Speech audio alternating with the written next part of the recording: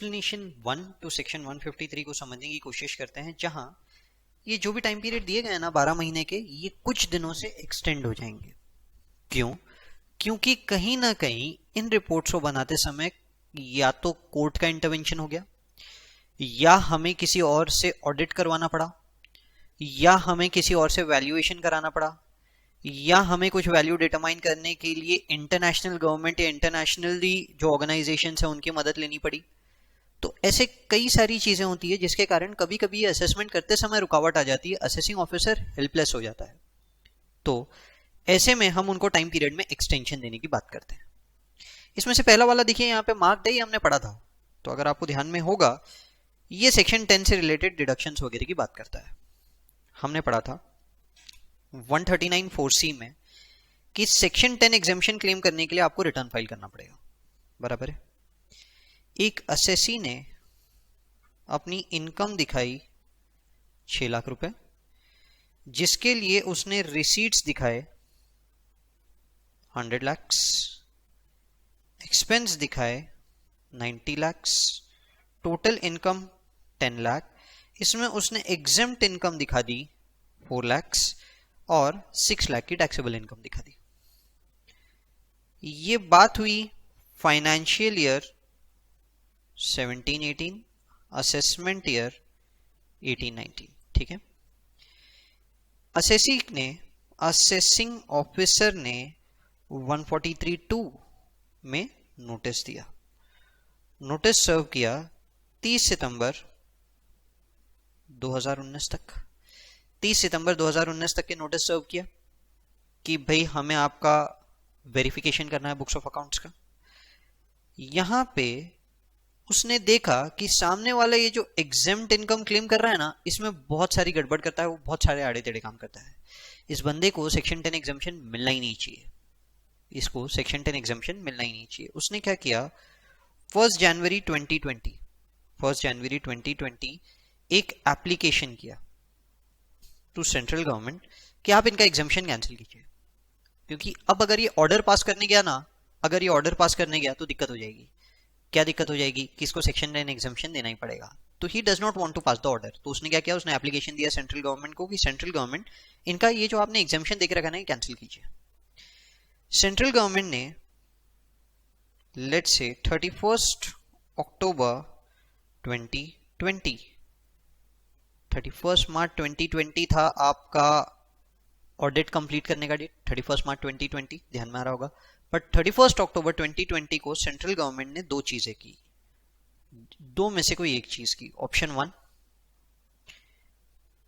Application of assessing officer को quash कर दिया, गलत है, सेट असाइड कर दिया, एप्लीकेशन रिजेक्ट। मतलब एग्जेम्पशन सही है, तो एग्जेम्पशन सही है तो क्या करेगा असेसिंग ऑफिसर? कुछ नहीं करेगा, कुछ करने की जरूरत ही नहीं है उसको। वे सेक्शन 10 एग्जेम्पशन बनता है उनका, लेने दो। अब आप कौन सा ऑर्डर पास कर लो, आपको कोई ऑर्डर पास करने की जरूरत नहीं है। क्लियर है यहां तक? ऑप्शन 2, सेंट्रल गवर्नमेंट ने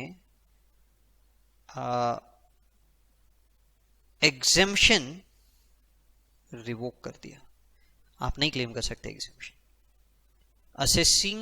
असेसी का एग्जेम्पशन रिवोक कर दिया, और ये ऑर्डर आपको रिसीव हुआ, रिसीव्ड ये इशूड डेट है, और ये रिसीव्ड हुआ 4 November 2020 to assessing officer. Now the problem is कि यार उसको ऑर्डर तो 31 मार्च 2020 तक के पास कर देना था। तो अब आप क्या करोगे, आप उसे एडिशनल टाइम दोगे। आप उसे एडिशनल टाइम दोगे कब से कब तक का? 1 जनवरी 2020 से लेके 4 नवंबर 2020 तक, जब वो कोई काम नहीं कर पाया, इतने समय का एडिशनल टाइम पीरियड दोगे। ठीक है, इतने समय का एडिशनल टाइम पीरियड दोगे। कौन सी डेट से? From the date the order should have been passed, the order should have been passed. अब उसने 1 तारीख को दे दिया तो 1 तारीख भी इंक्लूड होगी, ऑर्डर आपको 4 तारीख को मिला तो 4 तारीख भी इंक्लूड होगा, दोनों दिन इंक्लूड होंगे।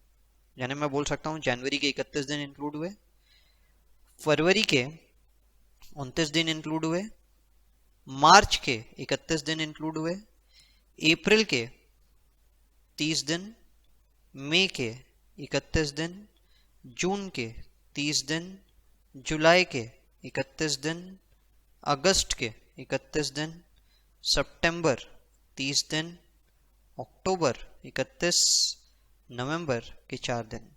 हम आपको इतना एक्स्ट्रा टाइम देते हैं, इतने दिनों के अंदर अंदर आप ऑर्डर पास कर दीजिए। ठीक है, चलिए।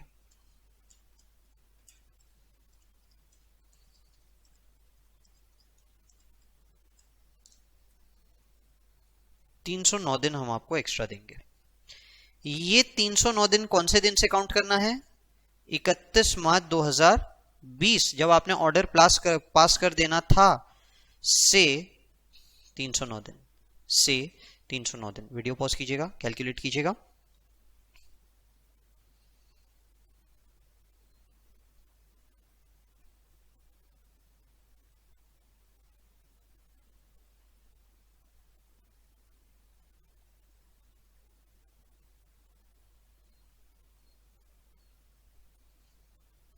मुझे आ रहा है 5 जनवरी 2021। आप एक बार क्रॉस चेक कर लीजिएगा। 5 जनवरी 2021 मुझे आ रहा है। ठीक है, देखिए, अप्रैल, मई, जून, जुलाई, अगस्त, सितंबर, अक्टूबर, नवंबर, दिसंबर और 5 दिन। तो अगर आप ये काउंट कर रहे हो,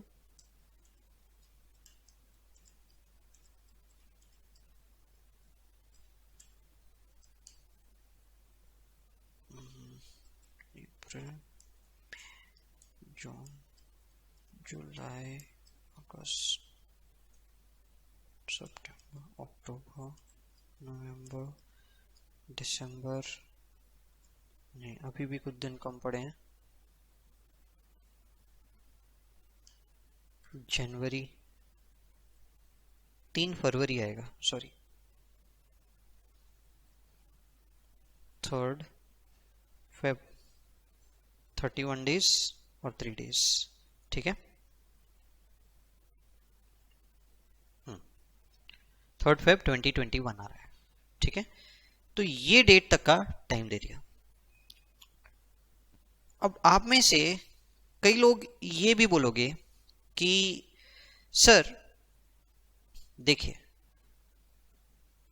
उनको तो वैसे भी ऑर्डर 31 मार्च 2020 तक पास करना ही था, तो उनको एक्स्ट्रा टाइम आपने सिर्फ इतना ही देना चाहिए था। 1 जनवरी 2020 से लेकर 31 मार्च 2020 आपने इतना ही टाइम देना चाहिए था।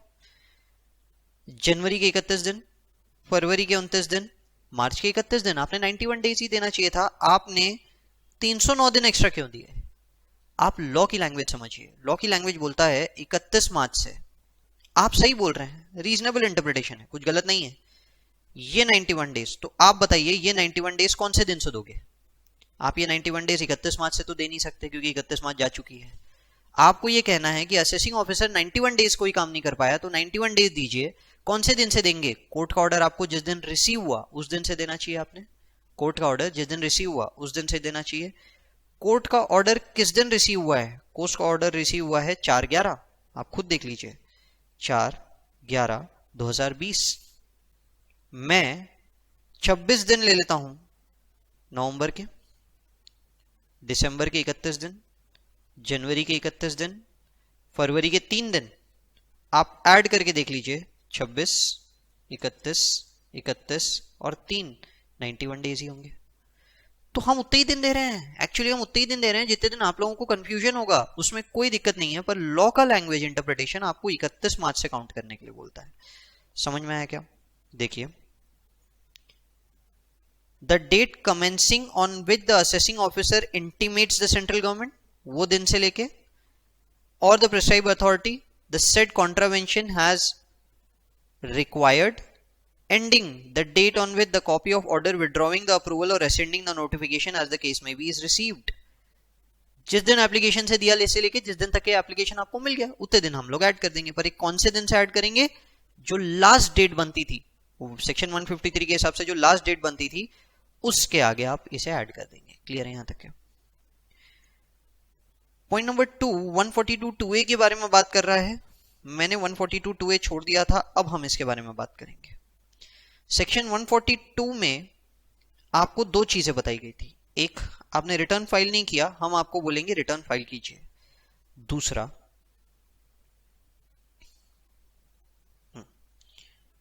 दूसरा हम आपको बोलेंगे आपकी बुक्स ऑफ अकाउंट्स चाहिए। दोनों ही केसेस में ऐसा हो सकता है कि या तो आप बुक्स ऑफ अकाउंट्स दे ही नहीं, या आप तो रिटर्न फाइल करे ही नहीं, या बुक्स ऑफ अकाउंट दे ही नहीं।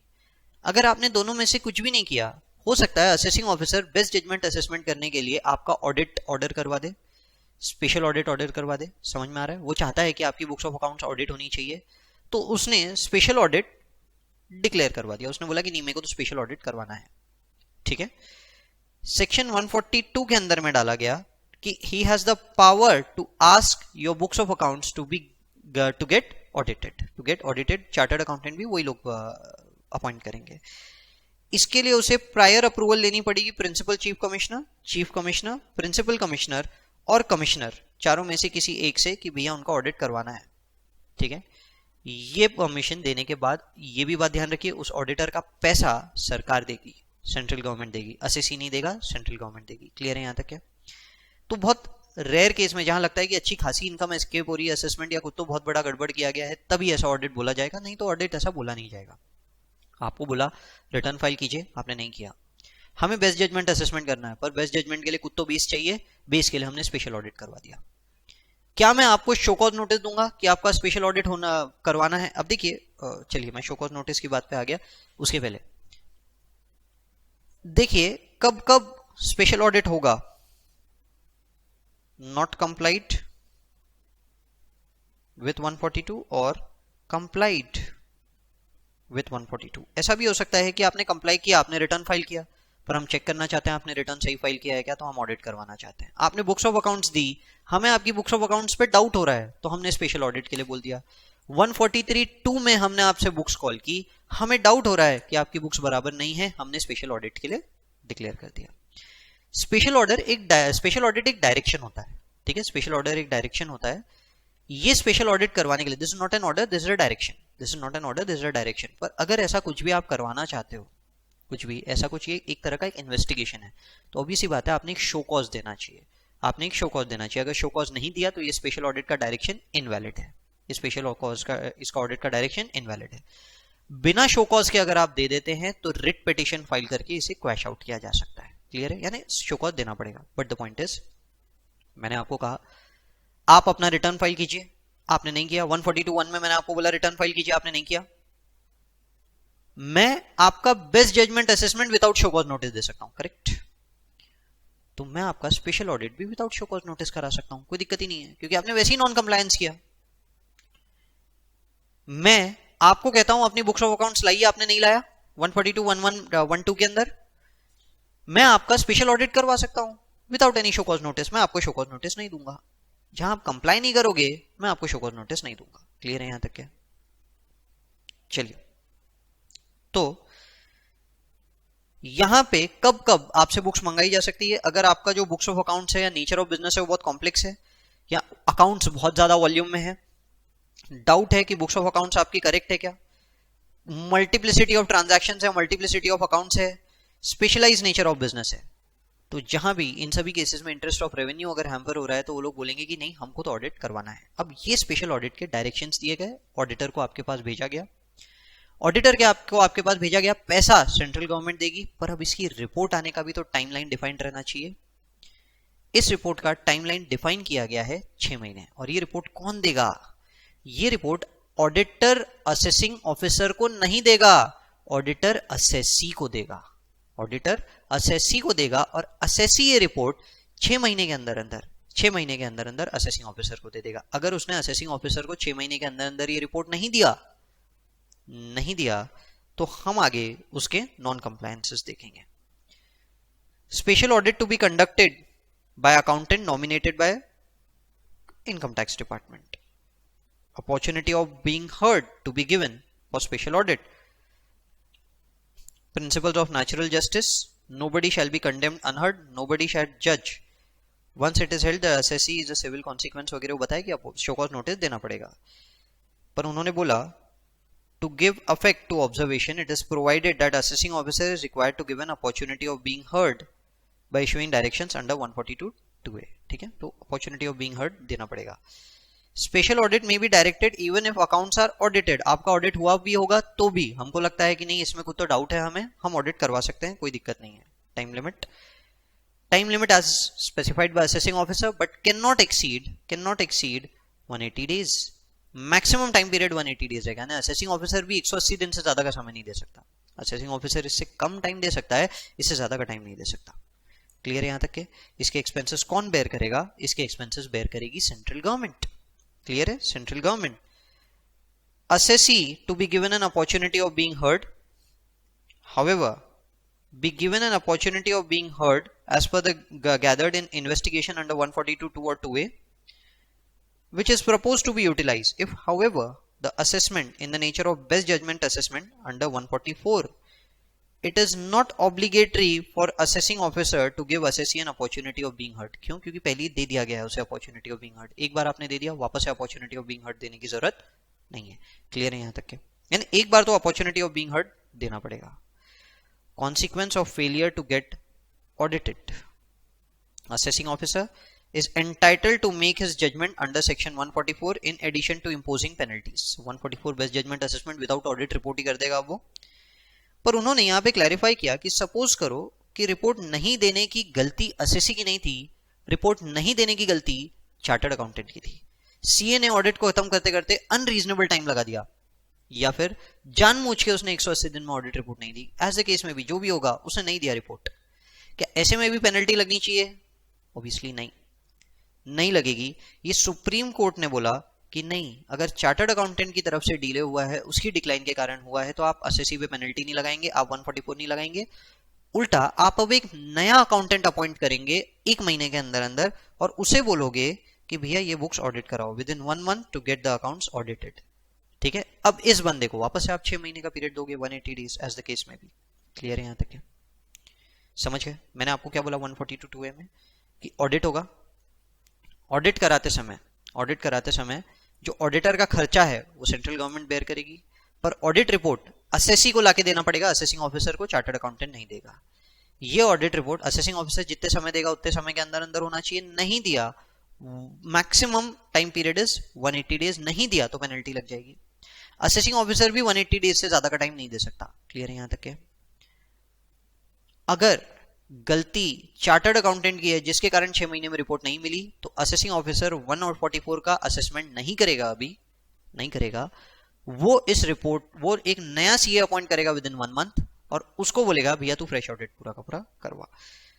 क्लियर है यहां तक?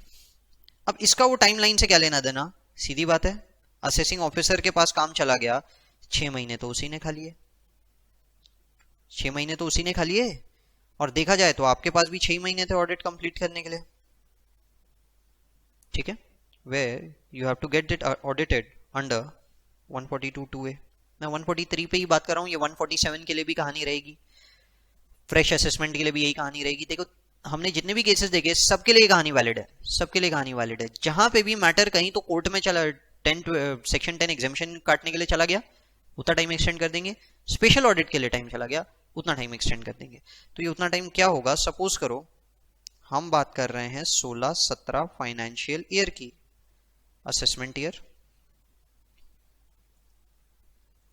18-19 असेसमेंट ईयर, 19-20, 30 सितंबर 2020 तक 143(2) का नोटिस दे देना चाहिए था। करेक्ट?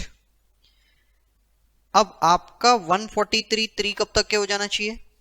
31 मार्च 2021। करेक्ट है? यानी आपको इफेक्टिवली 6 महीने मिल रहे हैं। असेसिंग ऑफिसर ने 142(2)A ऑडिट के लिए बोल दिया, 142(2)A ऑडिट के लिए डायरेक्ट कर दिया। कब डायरेक्ट किया? 1/11/2020, और उसको बोला भैया 6 महीने तेको दे रहे हैं, 6 महीने के अंदर अंदर तेको ऑडिट कंप्लीट करना पड़ेगा। रिपोर्ट मिली 3 मार्च 2021, नवंबर, दिसंबर, जैन, फेब, 4 महीने 3 दिन लिए उसने। अब आप बोलोगे 31 मार्च तक के रिपोर्ट को सबमिट करो, यार ये तो बहुत कम टाइम पीरियड हो गया, बहुत कम टाइम पीरियड हो गया। हम आपका ये जो टाइम पीरियड है ये एक्सटेंड कर देते हैं। हम आपका टाइम पीरियड 31 मार्च 2021 से एक्सटेंड करने की बात कर रहे हैं। कितने दिन से? इसको जितने दिन लगे, नवंबर, दिसंबर, जनवरी, फरवरी, मार्च,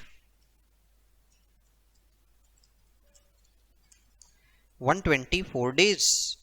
हम 124 डेज से आपका ये टाइम पीरियड एक्सटेंड कर देंगे। समझ में आया? देखते हैं। अप्रैल, मई, जून,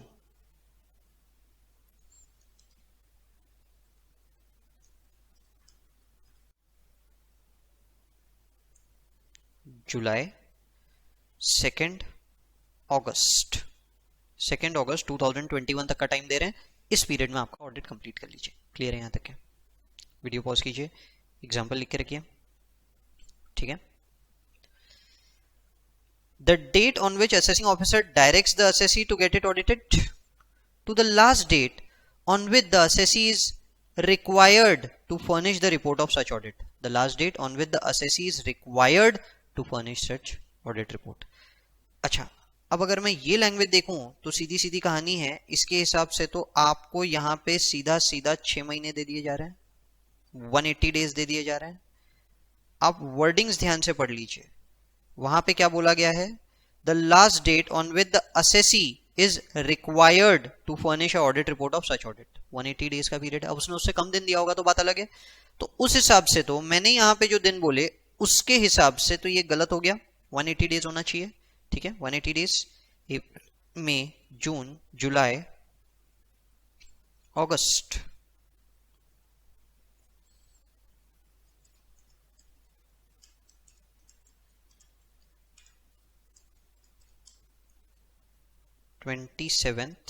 September 2021, 27 September 2021। क्लियर है यहाँ पे? ठीक है, वीडियो पॉज कीजिए, चेंज कीजिए इसे। यहाँ वर्ड यूज हुआ है रिक्वायर्ड। अब स्पेशल ऑडिट का डायरेक्शन दिया।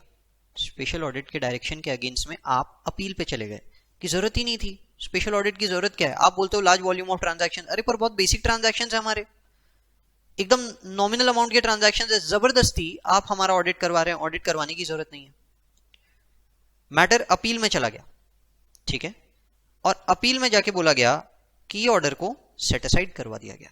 ये ऑर्डर को सेट असाइड करवा दिया गया। मुद्दा समझा आपको? मैटर अपील में गया और अपील में सेट असाइड पे चला गया ये ऑर्डर। रुकिए, मैं एग्जांपल कंटिन्यू करता हूं। Example continue. आपको डायरेक्शंस दिए गए थे कि ऑडिट करवाइए 1/11/2020, 3/11/2020। आप कोर्ट में चले गए, आप हाई कोर्ट में चले गए कि हमें ऐसा कुछ ऑडिट करवाने की जरूरत ही नहीं है।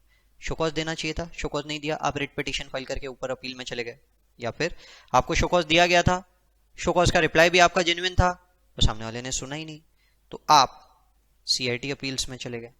क्लियर है यहां तक? क्या तो हुआ क्या कि मैटर, अच्छा सीआईटी अपील्स की बात नहीं करते, यहां पे आईटैट की बात करेंगे, क्योंकि as per the directions of commissioner ये सब कुछ हो रहा है। तो आईटैट में मैटर चला गया। तो आईटैट में मैटर चला गया, उन्होंने बोला कि नहीं कोई ऑडिट की जरूरत नहीं है, set aside, set aside. ITAT ने या तो बोला no audit required, no audit required, और ये रिप्लाई उन्होंने किया 4/4/2021 को, 4/4/2021 को। या फिर उन्होंने बोला ऑडिट रिक्वायर्ड, ऑडिट रिक्वायर्ड, और उन्होंने एक डेट दे दी कि इस ऑडिट को कंप्लीट कीजिए बाय 31 जुलाई 2021। 31 जुलाई 2021। अगर कोर्ट आपको बोलता है कि नहीं ऑडिट करवाना जरूरी है, तो वो आपको डेट भी देगा, ये डेट तक के आपको ऑडिट कंप्लीट करवाना पड़ेगा। अब क्या होगा? अब अगर सेट असाइड कर दिया तो भी तो टाइम वेस्ट हुआ है, तो भी टाइम वेस्ट हुआ है। तो ऐसे में आपको एक्स्ट्रा टाइम देने की बात की गई है। The date on which the order setting aside such direction is received by principal commissioner or commissioner of income tax if such direction is challenged before the court, if it is challenged before the court। तो अब आपको time period कितना मिलेगा? 31 मार्च 2021 तक के आपका audit हो जाना चाहिए था। 31 मार्च 2021 प्लस स्टार्ट तो वही डेट रहेगा। अभी स्टार्ट ये वाला डेट मत लेना कि कोर्ट में आप कब गए। स्टार्ट का डेट रहेगा, डायरेक्शन कब दिया, डायरेक्शन दिया 1/11, डायरेक्शन दिया 1/11/2020 से लेके आई एम अज्यूमिंग कि आपको ये ऑर्डर मिला है 4 अप्रैल 2021 को, ठीक है। सो इट इज 30 डेज, 31 दिसंबर, जनवरी, फरवरी के 28 डेज आएंगे इसमें, मार्च और अप्रैल।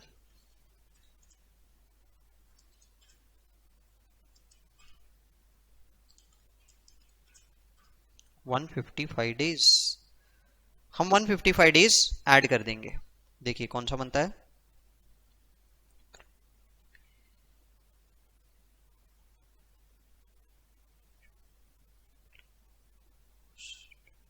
सेकेंड सितंबर बनना चाहिए।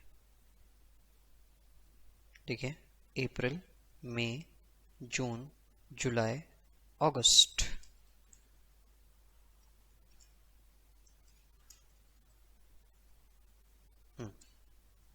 यहां तक के आ गए आपके 153 डेज प्लस 2 सेकेंड सितंबर। तो सेकेंड सितंबर तक आपको टाइम दे दिया गया है। सेकेंड सितंबर तक के आप अपना ऑडिट को कंप्लीट कीजिए। ऑर्डर कब मिला है, ऑर्डर मिला है 4 अप्रैल 2021, ठीक है। ऑर्डर मिला है 4 अप्रैल 2021 उसमें। तो ये केस 1 है, मैंने अभी तक के और नहीं पढ़ाया। दिस इज 1, दिस इज 2, मैंने आपको 1 पढ़ाया। 2, वीडियो पॉज कीजिए, लिख लीजिएगा। 2, ऑडिट करना पड़ेगा और अब नई डेट दे दी, ऑडिट 31 जुलाई 2021 तक के खत्म कीजिए।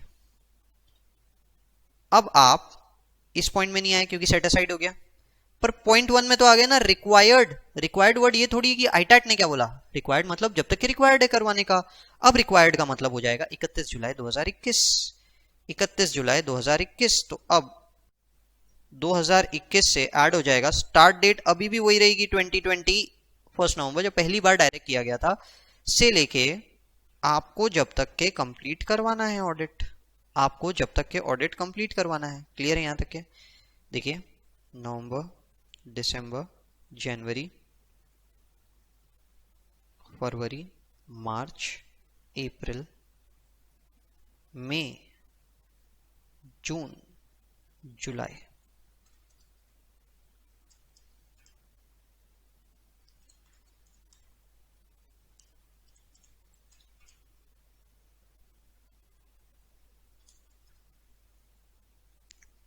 To 273 days, 273 days. देखिए अप्रैल, मई, जून, जुलाई, अगस्त, सितंबर,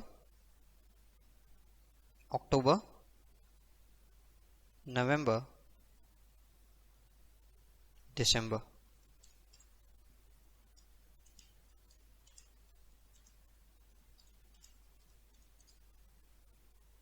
ये 275 डेज हो गए, -2 डेज हो जाएगा। 29 दिसंबर 2021 तक के अब ऑडिट कंप्लीट करने का टाइम दे दिया गया। क्लियर है यहाँ तक के? वीडियो पॉज कीजिए, लिखिए दूसरा वाला एग्जांपल। मतलब हुआ क्या, आपने ऑडिट के डायरेक्शन दे दिए, तो ऑडिट के डायरेक्शन के लिए कितना समय लगा है, उतना समय का आपको हम एक्सटेंडेड पीरियड दे रहे हैं। जो भी लास्ट डेट है उसके आगे उतने दिन एक्स्ट्रा के अंदर आप ये अपना रिपोर्ट फाइल कर सकते हैं, अपना ऑर्डर आप फाइल कर सकते हैं। अगर सामने वाला कोर्ट में चला गया, कोर्ट में जाने के बाद में वो डिसीजन उसके फेवर में आ गया, तो जिस दिन वो ऑर्डर आपको मिला, आपने ऑर्डर दिया था ऑडिट करवाने का, से लेके ऑर्डर आपको जिस दिन मिला है इतना पीरियड एक्स्ट्रा दे देंगे। या फिर कोर्ट ने बोला कि नहीं नहीं ऑडिट तो करवाना पड़ेगा और उन्होंने एक नई डेट दे दी, वो डेट तक का पीरियड आपको एक्स्ट्रा मिल जाएगा। क्लियर है? चलिए हम समझने की कोशिश क्या कर रहे हैं, हम समझने की कोशिश कर रहे हैं कि हमने 153(1) में लिमिट्स देखी कि कुछ भी हो 12 महीने से टाइम बढ़ जाएगा, एंड ऑफ फाइनेंशियल ईयर से 12 महीने टाइम बढ़ जाएगा। ट्रांसफर प्राइसिंग ऑफिसर के पास गए तो 24 महीने हो जाएगा, यानी और 12 महीने हम आपको दे देंगे। अगर ऑर्डर में किसी भी प्रकार का कोई चेंज है, किसी भी प्रकार का कोई चेंज है, तो 3 महीने के अंदर अंदर, यानी ऑर्डर जिस महीने मिला उस महीने से 3 महीने के अंदर अंदर उसका fresh order, fresh demand assessing officer को बनाना पड़ेगा। हाउएवर अगर ऑर्डर में चेंजेस है subject to verification by SSC, subject to verification by SSC, तो वही 153(3) का टाइम मिलेगा, फ्रेश असेसमेंट से 12 महीने। क्लियर है? अगर सेट असाइड करके फ्रेश असेसमेंट बोला है तो जिस साल ये ऑर्डर मिला उस साल के एंड से 12 महीने एक्स्ट्रा आपको टाइम मिल जाएगा। तो ये सारे के सारे तो टाइम पीरियड हमने देखे। हमने देखा कोर्ट का कोई ऑर्डर आता है, आपको पुराने केसेस ओपन करना है, आप कभी भी ओपन कर सकते हैं, 149 की टाइम लिमिट आपको नहीं लगती। 150 ने ऐसा हमको बताया था, और उन्होंने बोला अगर ये आपको ओपन करना है तो ये कोर्ट का ऑर्डर जिस महीने आया उस महीने के एंड से 12 महीने के अंदर अंदर आपको ये ऑर्डर्स पास करने पड़ेंगे, 1 year from the end of the month in which the revival is required. Clear है यहां तक? तो हमने ऐसे बहुत सारे पॉइंट्स पढ़े, मैंने 153(8) अभी तक आपको नहीं पढ़ाया है क्योंकि वो पॉइंट हमारा रह गया है, फिलहाल उसको रहने दीजिए, वो सब हम बाद में पढ़ेंगे। सर्च सीजर से रिलेटेड कोई भी पॉइंट्स वगैरह मैंने अभी आपको नहीं बताए हैं। अब हमने देखा ये जो भी टाइम लिमिट्स हम बता रहे हैं ऑर्डर पास करने की, इस दौरान सपोज कीजिए कि मैटर सेंट्रल गवर्नमेंट को रेफर करना पड़ा, तो मैटर जब तक सेंट्रल गवर्नमेंट के रेफरेंस में था, आपने रेफर करने लगाया से लेके आपको उसका रिप्लाई मिला तक का पीरियड हम एक्स्ट्रा दे देंगे। अगर आपको स्पेशल ऑडिट करवाना पड़ा तो स्पेशल ऑडिट करवाने के लिए आपने ऑर्डर दिया से लेके स्पेशल ऑडिट रिपोर्ट आपको मिली या मिल सकती थी, रिक्वायर्ड टू बी रिसीव्ड, वो पीरियड तक का ऑर्डर हम आपको एक्स्ट्रा टाइम पीरियड दे देंगे। क्लियर? या फिर अगर मैटर आईटैट के सामने आपने रख दिया कि स्पेशल ऑडिट नहीं होना चाहिए, उन्होंने सेट असाइड कर दिया, तो जिस दिन इन्होंने स्पेशल ऑडिट का ऑर्डर दिया था से लेके सेट असाइड का ऑर्डर रिसीव हो गया, इतना टाइम हम एक्सटेंड कर देंगे। या फिर हाई कोर्ट ने बोल दिया नहीं ऑडिट तो करवाना पड़ेगा, अब हम डेट चेंज कर रहे हैं ऑडिट की, तो जिस दिन तक ऑडिट करवाना था उतना टाइम पीरियड हम आपको एक्स्ट्रा दे देंगे। अगला पॉइंट है रेफरेंस टू वैल्यूएशन ऑफिसर, जहां कुछ ऐसे एसेट्स जिनकी वैल्यू आपने बहुत कम दिखाई है, बहुत कम दिखाई है, और हमें लगता है कि नहीं इसकी वैल्यू कुछ ज्यादा होना चाहिए। हम कैप गेन की बात नहीं कर रहे, हम एसेट वैल्यूएशन की बात कर रहे हैं, जिससे अनडिस्क्लोज इनकम की बात हो जाती है, इनकम एस्केपिंग असेसमेंट की बात हो जाती है, कि आपने दिखाया कि एक बिल्डिंग है, इस पे 50 लाख लगा है, पर ये जो बिल्डिंग है इसके पीछे एक्चुअली खर्चा 1 करोड़ हुआ है, आपको लगता है 1 करोड़ हुआ है। आप क्या करोगे? आप वैल्यूएशन ऑफिसर को बोलोगे भैया तू इसकी रिपोर्ट दे। हमने अभी जो सेक्शन 142 देखा वही इससे डील करता है। ठीक है, देखिए अब मैं आपको काफी बार आगे पीछे लेके जा रहा हूं ताकि पॉइंट्स आप एक दूसरे से लिंक कर पाए, कौन सी चीज किस चीज के बारे में बोल रही है आप लिंक कर पाए।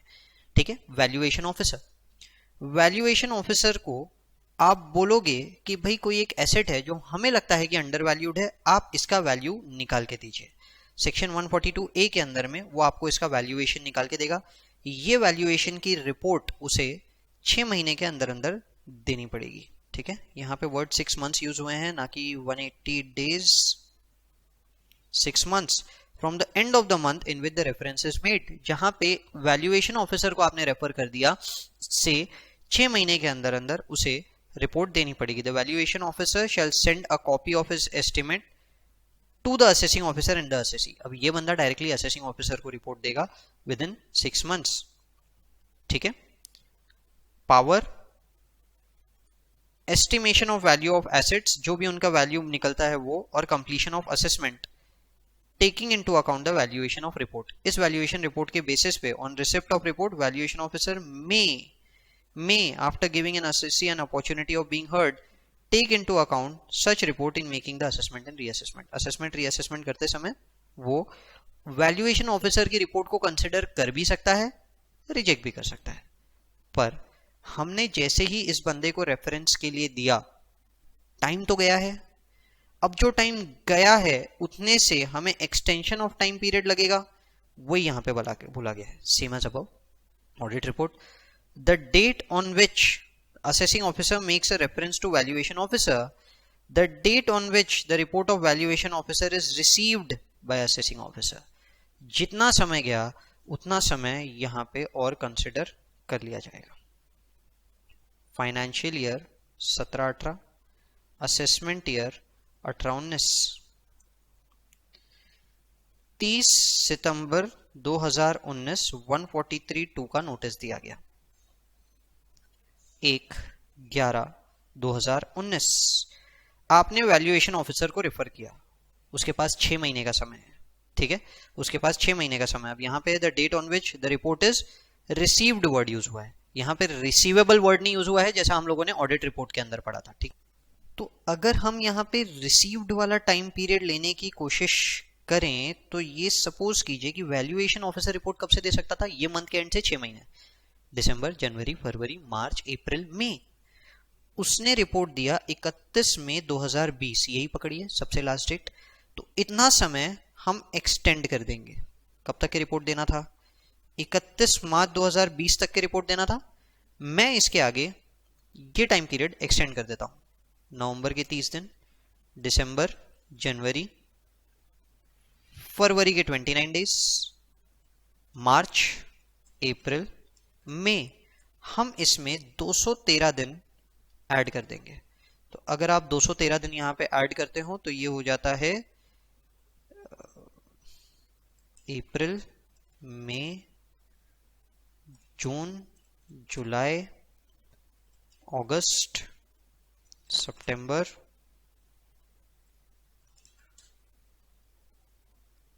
30 अक्टूबर 2020 तक का टाइम हो जाता है। क्लियर है यहां तक के? वीडियो पॉज कीजिए, एग्जांपल लिख लीजिए। देखिए कैलकुलेशन बहुत बेसिक है, एग्जाम में गलती नहीं होना चाहिए, इसीलिए मैं इतनी मेहनत कर रहा हूँ। नहीं तो नहीं क्या, एमसीक्यू के अंदर में आपको डेट्स दे देगा, बताइए कौन सी वाली डेट है, 4 डेट दे दिया, दिक्कत हो जाएगी अगर आपने गड़बड़ कर दी तो। इसीलिए मैं एक इसका एग्जाम्पल आपको लिखवा के सॉल्व करा रहा हूँ और कुछ नहीं।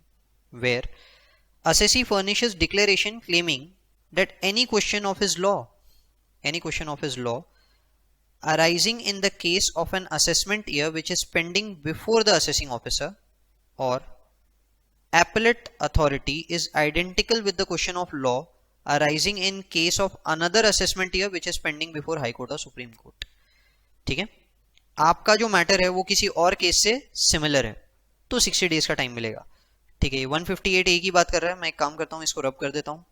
हमने अभी तक ये 158 ए नहीं पढ़ा तो बेटर हम इस पॉइंट को कुछ देर के लिए इग्नोर कर देते हैं। ठीक है, चलिए सेटलमेंट कमीशन 245 क्यू ये सब जाने दीजिए। 7 where reference for exchange of information is made by a competent authority। exchange of information, foreign से आपने किसी एक असेसी के एसेट्स के लिए इंफॉर्मेशन मंगाई और ये इंफॉर्मेशन आने के लिए डिले हो गया, तो आपने इंफॉर्मेशन मंगाई से लेके वो इंफॉर्मेशन आपको मिली तक का पीरियड, या फिर 1 year whichever is less, the date on which the reference to or first of reference of exchange of information is made by the authority under an agreement section 1998 double tax avoidance agreement, and the date on which the information requested is last received or a period of 1 year whichever is less। दोनों में से जो भी कम रहेगा वो मिलेगा। आप बोलोगे हायर रहना चाहिए था, नहीं, यहाँ पे फॉरेन से इंफॉर्मेशन आने के लिए बहुत ज्यादा डिले नहीं होता है, ये बात ध्यान में रखिए। तो देखिए सपोज कीजिए कि आपको रिपोर्ट 31 मार्च 2020 तक के देनी थी। लेट्स नॉट कंसिडर, मैं वापस स्टार्टिंग से जाऊंगा, काफी टाइम जाता है। आपने 1 जनवरी 2020 को फॉरेन से इंफॉर्मेशन मंगाई, ये इंफॉर्मेशन आपको 3 जनवरी 2020 को लेट से आ गई।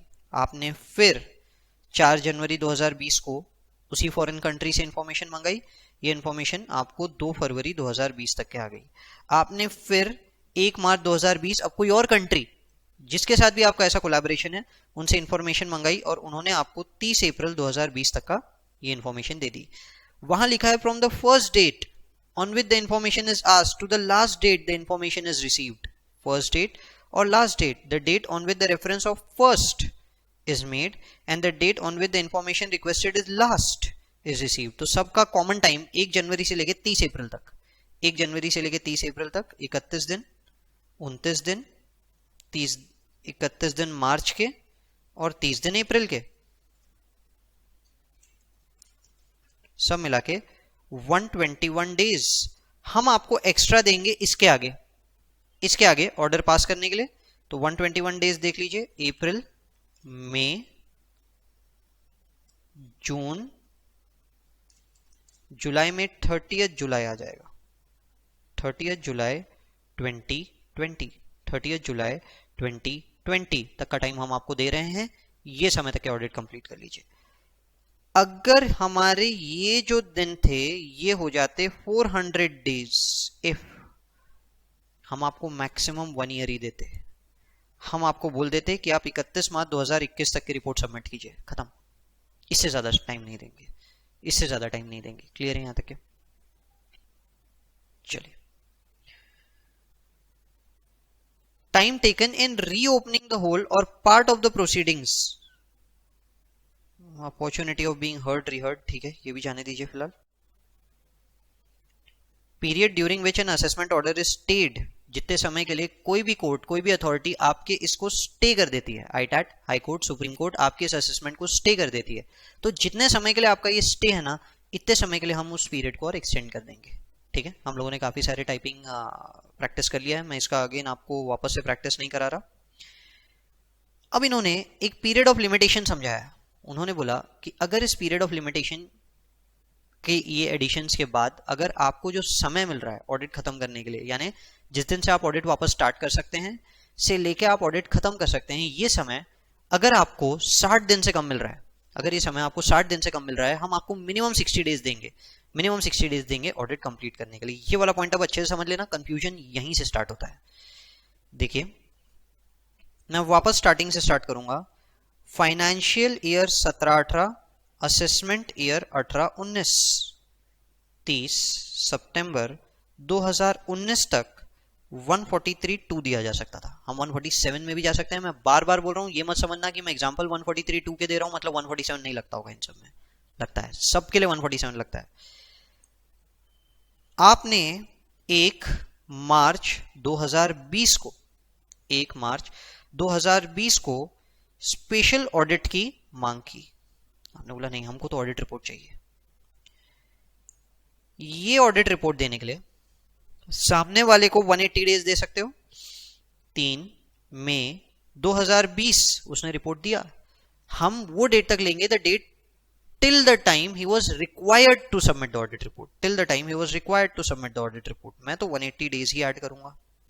मैं 1 मार्च के आगे 180 डेज ऐड कर देता हूं, नहीं 1 मार्च के आगे नहीं, 31 मार्च 2020, 31 मार्च 2020 के आगे मैं 180 डेज ऐड कर देता हूं। देखिए अप्रैल, मई, जून, जुलाई, अगस्त, 27 सितंबर बन रहा है, 27 सितंबर 2020, 27 सितंबर 2020 तक का मैं आपको टाइम दे रहा हूं, आप अपना ऑडिट कंप्लीट कर लीजिए।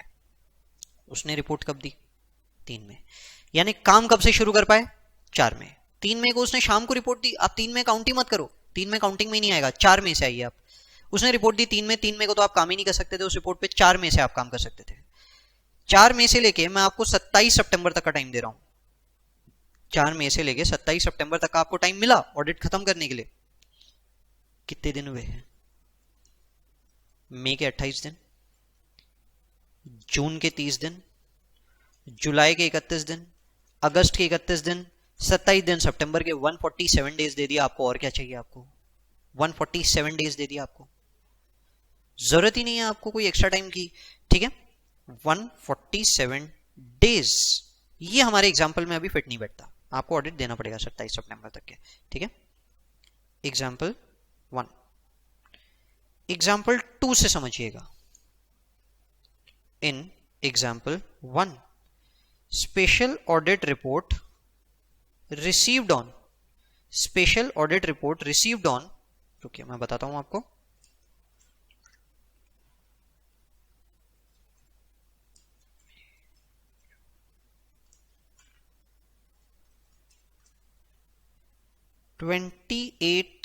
अगस्त 28 अगस्त 2020, एग्जैक्ट 180 डेज मैंने काउंट करके लिया है। 28 अगस्त को आपको ये रिपोर्ट मिली, ठीक है, समझ में आया? 28 अगस्त को आपको ये रिपोर्ट मिली। अब मैं बोल रहा हूं कि आपको ऑडिट, अभी भी डेट तो वही रहेगी 27 सितंबर, ठीक है, यानी मैं प्लस 180 डेज अगर लूं, 31 मार्च 2020 से प्लस 180 डेज अगर मैं लूं तो 27 सितंबर 2020 की डेट आ रही है। कितने दिन मिल रहे हैं? 3 दिन अगस्त के और 27 दिन, सिर्फ 30 डेज मिल रहे हैं। आपका जो डिफरेंस बन रहा है वो सिर्फ 30 डेज का मिल रहा है। अगर आपका ये डिफरेंशियल टाइम पीरियड, आप समझिए आपको ऑडिट रिपोर्ट कब मिली से आपने काम शुरू किया 29 अगस्त, आप जिस दिन से काम शुरू कर रहे हैं से लेके आप जिस दिन काम खत्म कर रहे हैं, अगर ये डिफरेंस 60 दिन से कम है तो हम आपको मिनिमम 60 डेज देंगे। हम ऐसे में आपको मिनिमम 60 डेज देंगे। क्या मतलब हुआ? मतलब ये हुआ कि अब मैं ये 27 सितंबर के भी आगे जाऊंगा। ऑडिट रिपोर्ट मिली है 28 अगस्त को, तो मैं 28 अगस्त से प्लस कर दूंगा 60 डेज, 3 दिन अगस्त के, 29, 30, 31, सितंबर के 30 दिन, 27 अक्टूबर 2020 तक का टाइम मिल गया, आप ऑडिट कंप्लीट कर सकते हैं। लॉजिक समझाता हूं कि ऐसा क्यों हुआ। आपने जिस दिन सामने वाले को भेजा रिपोर्ट, इस दिन से असेसमेंट के लिए सिर्फ 30 दिन बचे थे। स्पेशल ऑडिट की जिस दिन मांग हुई उस दिन से सिर्फ 30 दिन बचे थे। रेफरेंस टू गवर्नमेंट सेक्शन 10, अगर 1 मार्च को हुआ होता तो कितने दिन मिलते? 30 दिन मिलते। 30 दिन के अंदर अंदर रिपोर्ट सबमिट करना था। देखा जाए तो यही 30 दिन, ये 30 दिन 60 दिन से कम है, ये 30 दिन 60 दिन से कम है, इसलिए आपको 60 दिन मिल गए। ये रीजन है कि आपको 60 दिन मिल गए। यहां स्पेशल ऑडिट की मांग की गई, पूरा का पूरा डिफरेंस के बाद में वही डिफरेंस अगर आप देखोगे तो यहां पे आपने जो डिफरेंस निकाला 30 डेज, ये डिफरेंस एक्चुअली इन दो डेट्स का नहीं है, ये 1 मार्च से लेके जो लास्ट डेट ऑडिट खत्म करना था उसका था। यानी ये वाली डेट अगर 60 दिन के अंदर अंदर है तो आगे आपको 60 दिन का एक्सटेंशन मिलेगा ही मिलेगा, मिलेगा ही मिलेगा। ठीक है, समझ में आया?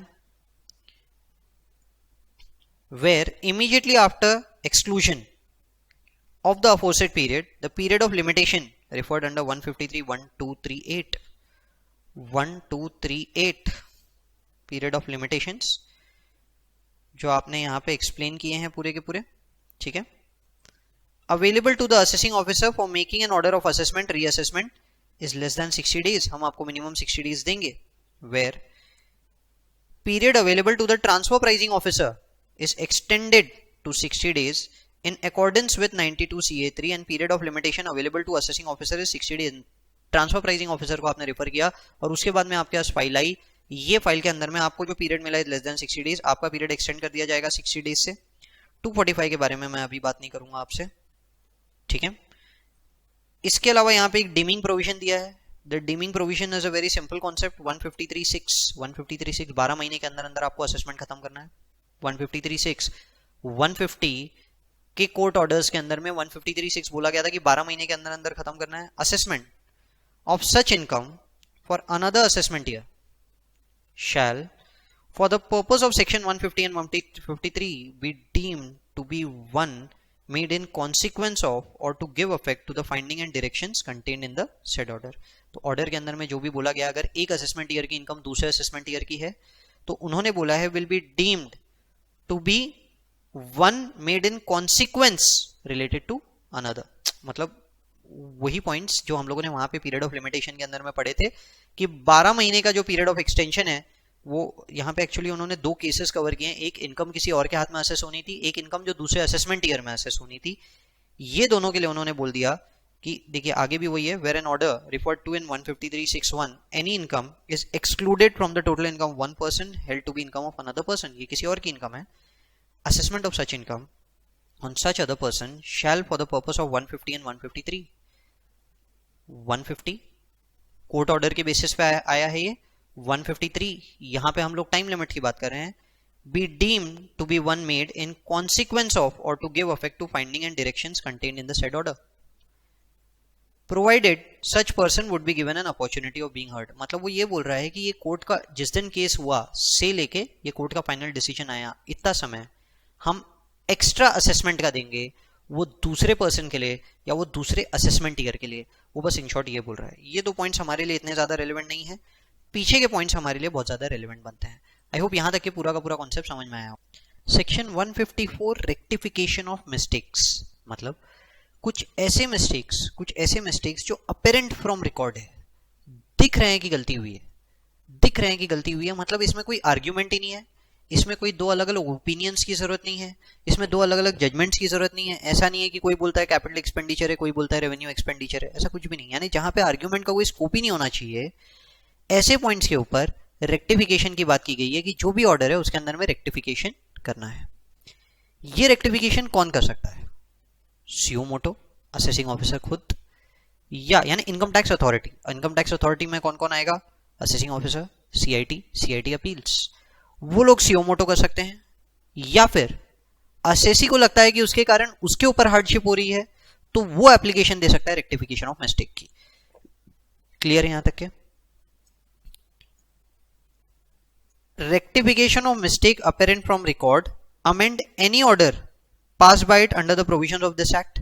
इस एक्ट के अंदर आपने जो भी ऑर्डर पास किया, 144 में मिस्टेक दिख रही है, 143(3) में मिस्टेक दिख रही है, 147 में मिस्टेक दिख रही है, 143(1) में मिस्टेक दिख रही है, टीडीएस, टीसीएस, इनमें से किसी के भी इंटीमेशन में भी मिस्टेक दिख रही है तो 154 में उसका रेक्टिफिकेशन पॉसिबल है। क्लियर है यहां तक के? The jurisdiction or any authority under the act to make an order, jurisdiction or any authority under the act, जो इस एक्ट के अंदर में जो अथॉरिटीज आ रही है under section 154, depending upon the existence of mistake apparent from the face of record. यहाँ पे आईटैट नहीं है, यहाँ हाई कोर्ट नहीं है, सुप्रीम कोर्ट नहीं है, वो लोग अपने ऑर्डर्स का रेक्टिफिकेशन उनके सेक्शन नंबर्स के हिसाब से कर सकते हैं। उनके ऑर्डर्स का रेक्टिफिकेशन 154 में कवर्ड नहीं है। यहाँ हम सिर्फ CIT, income tax authority, CIT appeals की बात कर रहे हैं। क्लियर है यहां तक? क्या हुआ? क्या एक ऑर्डर है 143(1), ऑर्डर नहीं लिखना चाहिए, इंटीमेशन। इसमें आपको लगता है गलती हो गई है, आपने 1.5 लाख का एग्जाम्पशन क्लेम किया था पर वहां पे सिर्फ 15,000 रुपए लिखने में आए, या फिर सेविंग्स बैंक का जो इंटरेस्ट है उसका डिडक्शन वहां पे आया ही नहीं, आपने तो डाला था पर आया ही नहीं उसके अंदर में। तो अब आप इस केस में 154 के लिए जा सकते हैं। 143(3) पास किया था असेसिंग ऑफिसर ने, जिसमें आपको लगता है कि उसने एक एक्सपेंस जो डिसअलाउ किया, उसमें सुप्रीम कोर्ट का ऑर्डर है कि ये एक्सपेंस अलाउ करना चाहिए, ये एक्सपेंस अलाउ करना चाहिए, उसने नहीं किया। मे बी आपने सुप्रीम कोर्ट का ऑर्डर आपने भी नहीं देखा होगा, आप बाद में लेके आए, आपने उस समय नहीं दिया, बाद में लाया, देखिए देखो सर सुप्रीम कोर्ट का ऑर्डर है। तो ऐसे में भी आप 154 पास कर सकते हो। पॉइंट समझा? सपोज कीजिए 143(3) के अगेंस्ट आप सीआईटी अपील्स में चले गए थे, सीआईटी अपील्स में चले गए थे और सीआईटी अपील्स ने ऑर्डर पास कर दिया था। मैं आपको 154 पे ला रहा हूं। 154 में आप सीआईटी आप 143(3) के अगेंस्ट आप सीआईटी अपील्स में गए और सीआईटी अपील में आपने सुप्रीम कोर्ट ऑर्डर दिखा दिया, आपको अलाउ हो गया। हमें 154 पे आने की जरूरत नहीं है। मिस्टेक है असेसिंग ऑफिसर की, एक्सपेंस डिसअलाउ कर रहा है, आप सीआईटी अपील्स में गए, उन्होंने भी डिसअलाउ कर दिया, आप 154 मूव कर सकते हैं अपना एप्लीकेशन, 154 का एप्लीकेशन मूव कर सकते हैं। 147 का ऑर्डर असेसिंग ऑफिसर ने दिया, आप 154 मूव कर सकते हैं उसके अगेंस्ट। 144 बेस्ट जजमेंट असेसमेंट, उस समय असेसिंग ऑफिसर ने किसी प्रकार की गड़बड़ की है, आप 154 मूव कर सकते हैं। ठीक है, फिलहाल हमसे वित्तीय की बात करेंगे क्योंकि इतना ही हम लोगों ने पढ़ा है। ठीक है, ये लोग ये सब सुओ मोटो भी कर सकते हैं, सुओ मोटो खुद से कब करेंगे? इन्होंने कोई एक्सपेंस डिसअलाउ कर दिया, बाद में सुप्रीम कोर्ट का ऑर्डर आया कि ये एक्सपेंस अलाउ होना चाहिए, सुप्रीम कोर्ट का ऑर्डर आया, इन्होंने देखा अरे यार ये सुप्रीम कोर्ट के ऑर्डर के हिसाब से एक्सपेंस अलाउ होना चाहिए, एंड अज्यूमिंग कि assessing officer is very good, CIT appeals is very good, उनको लगता है नहीं यार अनड्यू हार्डशिप हो गई हमारे असेसी के साथ, हमने असेसी के फायदे के लिए रेक्टिफिकेशन ऑफ मिस्टेक कर देना चाहिए, rectification of mistake suo motu उन्होंने 154 ऑर्डर पास कर दिया। समझ में आया? सुओ मोटो खुद से 154 का ऑर्डर उन्होंने पास कर दिया। तो ये सीआईटी अपील्स भी कर सकता है, ये असेसिंग ऑफिसर भी कर सकता है। क्लियर है? सपोज कीजिए ऐसा कोई ऑर्डर आया, असेसिंग ऑफिसर ने देखा कि ऐसा एक ऑर्डर आ गया है, पर जो हमारा असेसी है उसने क्या किया था, जब ये एक्सपेंस डिसअलाउ हुआ था ना 143(3) में, वो चला गया था उठ के सीआईटी अपील्स के पास, और सीआईटी अपील ने भी ये रिजेक्ट कर दिया था, सीआईटी अपील ने रिजेक्ट कर दिया था। सपोज वो इसके ऊपर गया ही नहीं, आईटैट वाइटैट गया ही नहीं। समझ गए? हम डॉक्ट्रिन ऑफ पार्शियल मर्जर की बात कर रहे हैं, पहले भी हम लोगों ने पढ़ा। एक ऑर्डर के ऊपर जब दूसरी अथॉरिटी के पास चला जाता है तो पहला ऑर्डर दूसरे ऑर्डर के साथ मर्ज हो जाता है, पार्शियल मर्जर होता है ये, और नीचे वाली अथॉरिटी ऊपर वाली अथॉरिटी को इसके बारे में कुछ नहीं बोल सकती। क्लियर है यहां तक? क्या सपोज एग्जाम्पल, खर्चे थे ए बी सी डी, ए और बी ये चारों के चारों खर्चे असेसिंग ऑफिसर ने डिसअलाउ कर दिए थे। आप सीआईटी अपील्स में गए, सीआईटी अपील्स में पर आप सिर्फ सी और डी के लिए गए, आप ए बी के लिए नहीं गए, उसने भी इनको डिसअलाउ कर दिया। ये पूरे के बाद में सब्सीक्वेंटली मैं आपको समझा रहा हूं कि सुप्रीम कोर्ट का ऑर्डर आया, सुप्रीम कोर्ट का ऑर्डर आया, असेसिंग ऑफिसर ने देखा, उसने बोला यार ये तो गलत हो गया हमारे असेसी के साथ। वो सुओ मोटो ए और बी अलाउ कर सकता है, ठीक है, समझ में आ रहा है, सुओ मोटो ए और बी अलाउ कर सकता है, बट सी और डी का अथवा पावर तो उसके हाथ से चला गया, वो सी और डी सीआईटी अपील्स ही कर सकते हैं। क्लियर है यहां तक है? अब सी और डी के लिए अगर सीआईटी अपील्स ने वो सुप्रीम कोर्ट जजमेंट नहीं पढ़ा, उसके पास टाइम नहीं था, पर असेसिंग ऑफिसर ने पढ़ा था and he was very helpful, तो असेसिंग ऑफिसर ने क्या किया, असेसिंग ऑफिसर ने एक एप्लीकेशन देगा टू सीआईटी अपील्स, 154 मूव करने के लिए वो सीआईटी अपील्स को एप्लीकेशन देगा। आप समझ रहे हो? असेसिंग ऑफिसर अब सीआईटी अपील्स को बोल सकता है कि आप इसे रेक्टिफाई कीजिए, कर सकता है सुओ मोटो। क्लियर है यहां तक के? तो ऐसे में फिर सीआईटी अपील्स भी इसको अलाउ कर देगा। क्लियर? यानी assessing officer suo motu, CIT appeal suo motu, CIT appeals on application by assessing officer. आप 263, 264 ये हम आगे पढ़ेंगे, कमिश्नर ऑफ इनकम टैक्स के पास गए थे इन एक्सपेंसेस के लिए और उसने भी डिसअलाउ कर दिया था। यहां सीआईटी अपील्स की जगह सीआईटी लिख दिया। अब सीआईटी भी सुओ मोटो इनको रेक्टिफाई कर सकता है, पर सीआईटी के लिए असेसिंग ऑफिसर सीआईटी को एप्लीकेशन नहीं लिखेगा। समझ रहे हो?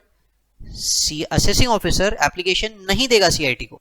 वो इसलिए नहीं देगा क्योंकि assessing officer as it is has to report CIT. हर असेसिंग ऑफिसर जिस सीआईटी के अंदर में आता है उसे उसको वैसे भी वीकली रिपोर्ट्स देनी पड़ती है, तो इसीलिए वो कभी सीआईटी को एप्लीकेशन नहीं लिखता, पर हाँ वो सीआईटी अपील्स को लिखता है, क्योंकि CIT appeals and assessing officer have nothing to do with each other. इसलिए क्लियर है यहां तक के?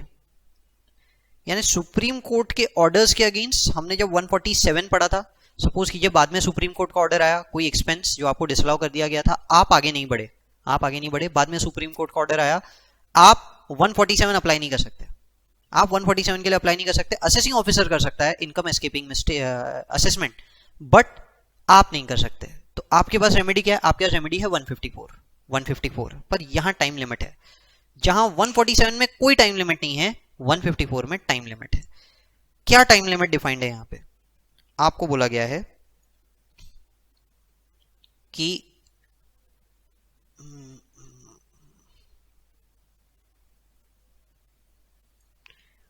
4 years from the end of the financial year in which the order sought to be amended was passed. 4 years from the end of the financial year in which the order sought to be amended was passed. Starting से start करना पड़ेगा। Financial year 16-17, assessment year 17-18, 30 सितंबर 2018 143(2) का notice मिला, 31 मार्च 2019 143(3) की demand निकली। Case 1, यहां आपको expense of 5 lakh rupees disallow किया गया था और उसके ऊपर टैक्स मांगा गया था। 30 सितंबर 2021 को सुप्रीम कोर्ट का ऑर्डर आया कि ये एक्सपेंस अलाउ होना चाहिए, ये एक्सपेंस अलाउ होना चाहिए। अब ये मत समझना कि इस ऑर्डर, इसमें सिर्फ सुप्रीम कोर्ट ऑर्डर्स आते हैं, any mistake that is apparent from record सब आएगा। आपको यहां पे ये समझना है कि 4 years is from the end of the financial year in with the order is passed. Order pass कब हुआ? 31 मार्च 19, 4 साल पकड़ लीजिए, 20, 21, 22, 23। आप 31 मार्च 2023 तक, 31 मार्च 2023 तक एप्लीकेशन कर सकते हैं, पर यहां के वर्ड्स बड़े अजीब है। Except for the cases specifically covered in 155 and 186(4) dealing with cancellation of registration, no amendment under the section shall be made.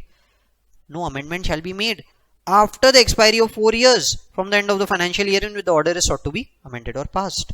उन्होंने बोल दिया 4 साल के अंदर तो ऑर्डर पास करना है, मैंने तो एप्लीकेशन लिखा, एप्लीकेशन नहीं है, ऑर्डर है। मैं आपको बताऊंगा एप्लीकेशन भी आएगा, पर फिलहाल आप समझिए सुओ मोटो अगर चलना है तो ऑर्डर। 31 मार्च 2023 के पहले असेसिंग ऑफिसर खुद, option 1 assessing officer suo motu allow expense, assessee make application to assessing officer। assessing officer को आपको एप्लीकेशन देना पड़ेगा। क्लियर है यहां तक के? लिख के रखिए।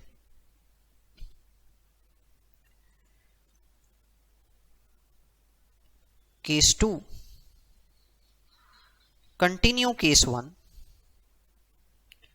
सीआईटी अपील्स में मैटर गया और उन्होंने भी आपको ये एक्सपेंस डिसअलाउ कर दिया, और ये डिसअलाउ हुआ है 31 अगस्त 2021 को। कब डिसअलाउ हुआ है? 31 अगस्त 2021 को।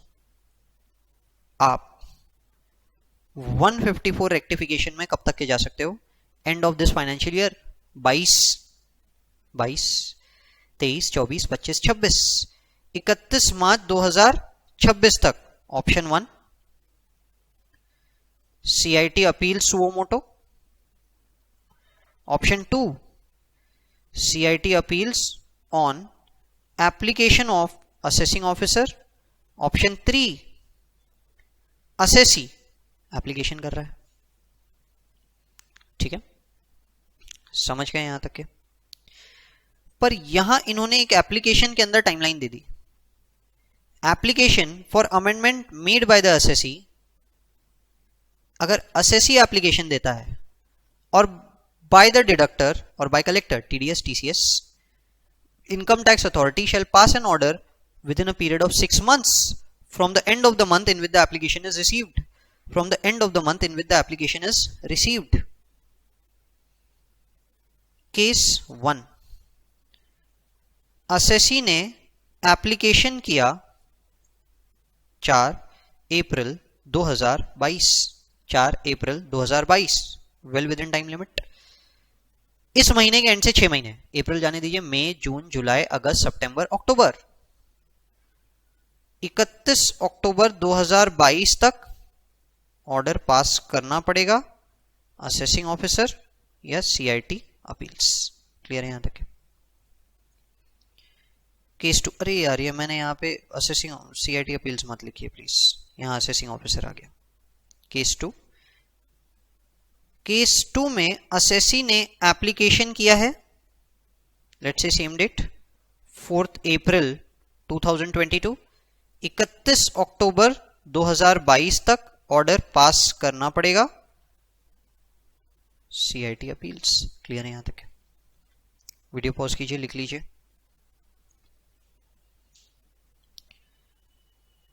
चलो, सुओ मोटो 4 इयर्स का टाइम दिया, ऐसे 6 महीने का टाइम दिया।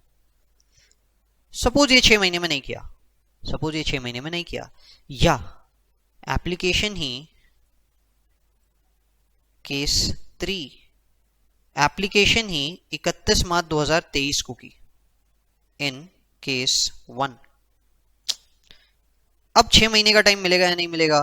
Where application for amendment is made by the assessee or by collector वगैरह 6 months from the end of the month in which the application is received, either making an amendment or refusing the claim, but this is subject to, remember this is subject to first clause, this is subject to first clause. 4 साल के period के अंदर अंदर, ये 6 महीने का जो period है, ये 4 साल के अंदर अंदर वाली कहानी पे ही आता है।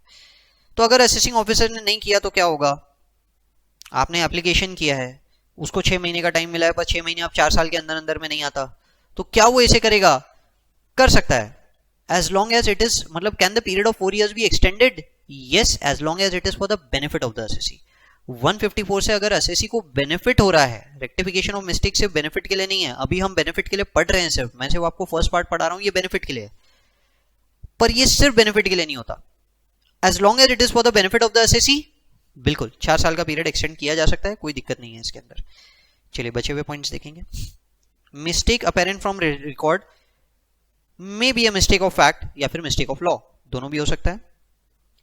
मियर change in opinion is not rectification, पहले उसे लगता था ये अलाउ होना चाहिए, बाद में उसने बोला नहीं यार डिसअलाउ हो जाना चाहिए, नहीं 154 इसमें नहीं लगेगा। मियर चेंज इन ओपिनियन में 147 ही नहीं आता तो 154 कहां से आएगा?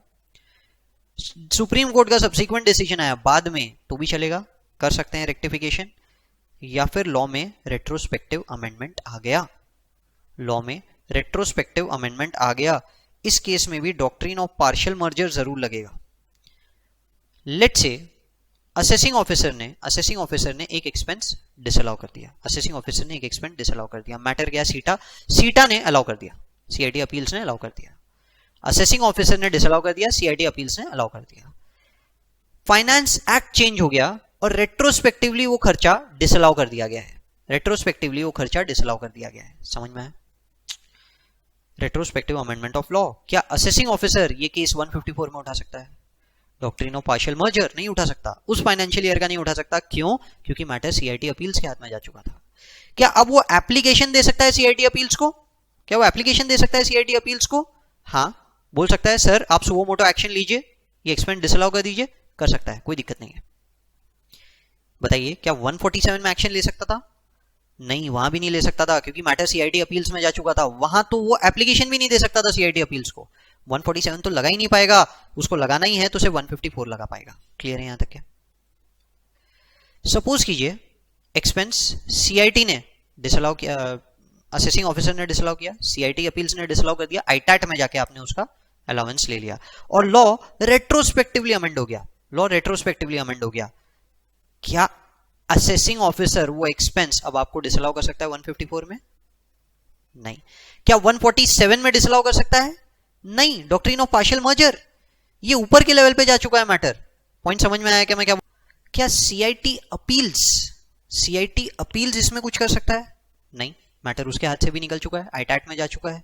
सीआईटी अपील्स भी कुछ नहीं कर पाएगा। दूसरे फाइनेंशियल ईयर्स के लिए आप कर पाओगे, इस फाइनेंशियल ईयर के लिए आप नहीं कर पाओगे। क्लियर है यहां तक के? मतलब मैटर जब तक कि ज्यूरिसडिक्शन के अंदर है तब तक ही हो सकता है। Doctrine of partial merger, where the matter has been considered and decided in proceeding by way of appeal or revision relating to rectifiable order, the authority passing such order may amend the order in relation to any matter other than the matter which has been so considered or decided. जो matter जिस authority के पास गया है वो revise कर सकती है, बाकी और कोई नहीं कर सकते। Amendment may be suo moto or may be brought to the notice of the assessee or deductor. Concerned authority may make the amendment on its own motion, self basis पे कर सकते हैं, जो बहुत रेयर केस में होगा। अगर आपके फायदे में होगा, आपके नुकसान में होगा तो बिल्कुल suo moto लिया जाएगा। He should mandatorily make the amendment by rectifying the mistake. Opportunity of being heard दिया जाएगा, पर तभी दिया जाएगा जब आपकी लाइबिलिटी इंक्रीज की जा रही है। अगर आपको रिफंड दिया जा रहा है तो अपॉर्चुनिटी ऑफ बीइंग हर्ड नहीं देंगे आपको। अगर आपकी लाइबिलिटी हम बढ़ा रहे हैं, आपका matter amend affect of enhancing an assessment, reducing a refund, तो फिर हम आपको अपॉर्चुनिटी ऑफ बीइंग हर्ड देंगे, नहीं तो नहीं देंगे। ठीक है, चलिए। Where an amendment is made under this section, an order shall be passed in writing. Writing में देना पड़ेगा कंसर्न्ड अथॉरिटी को। हाँ, अगर वो उनके बेनिफिट के लिए है, राइटिंग में नहीं भी दिया तो चलेगा, पर अगर एनहांस कर रहे हो लाइबिलिटी तो देना पड़ेगा। Where such amendment has the effect of reducing the assessment shall make the refund due to the assessee और the deductor. Where the amendment has the effect of enhancing the assessment shall serve on the assessee as the case may be a notice of demand. आपको notice देना पड़ेगा। Clear है यहां तक के? Time limits मैंने आपको समझाए। So this is what section 154 is all about. 154 बहुत अच्छे से समझ लीजिएगा कि 154 कब दिया जा सकता है। तो हम लोगों ने इसके अंदर में 7 पॉइंट्स देखे हैं। ठीक है, 7 पॉइंट्स हम लोग कंसिडर कर रहे हैं। पहला, 154 कब दिया जा सकता है? सिर्फ सीआईटी अपील्स, असेसिंग ऑफिसर, ये तीन ही लोग दे सकते हैं। आईटैट वगैरह के लेवल पे नहीं आता। This can be again their order under 143(3), 147, ठीक है, 144, 143(1), ठीक है, टीडीएस, टीसीएस, ये सब के सब आ जाएंगे इसके अंदर में। आगे जाके हम सर्च सीजर्स देखेंगे, वो सब भी आ जाएंगे। Mistake should be apparent from record. Second point क्या बोलता है? Mistake should be apparent from record. मतलब it can be a mistake of fact, mistake of law, it should not be a change in opinion. Subsequent Supreme Court का order आया वो चलेगा, retrospective amendment of law आया वो चलेगा, पर doctrine of partial merger को हमेशा दिमाग में रखिए। अगर मैटर असेसिंग ऑफिसर के हाथ से निकाल के सीआईटी अपील्स में जा चुका है, सुओ मोटो एक्शन सिर्फ सीआईटी अपील्स ले सकता है। असेसिंग ऑफिसर सीआईटी अपील्स को एप्लीकेशन दे सकता है। अगर असेसिंग ऑफिसर के हाथ से हटके सीआईटी के हाथ में जा चुका है, सुओ मोटो एक्शन सीआईटी लेगा। असेसिंग ऑफिसर सीआईटी को एप्लीकेशन नहीं देगा, क्योंकि वो वैसे ही सीआईटी को इन्फॉर्म कर देगा। अगर मैटर आईटैट में जा चुका है तो ना असेसिंग ऑफिसर, ना सीआईटी अपील, ना सीआईटी, इनमें से कोई भी कुछ नहीं कर सकता। ठीक है, डॉक्ट्रिन ऑफ पार्शियल मर्जर दूसरे असेसमेंट ईयर्स के लिए कर सकता है, ये भी बात ध्यान रखना।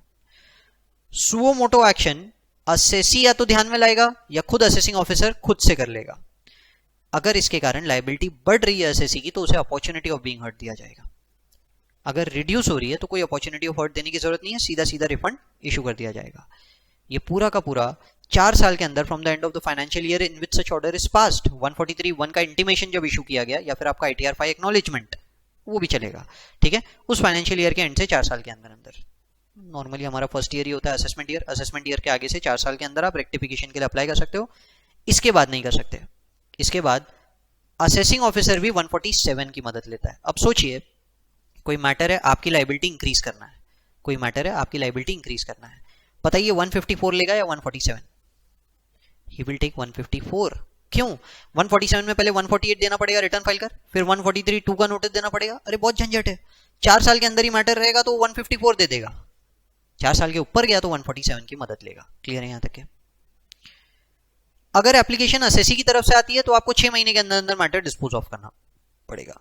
क्लियर है यहाँ तक के? So this is what section 154 is all about.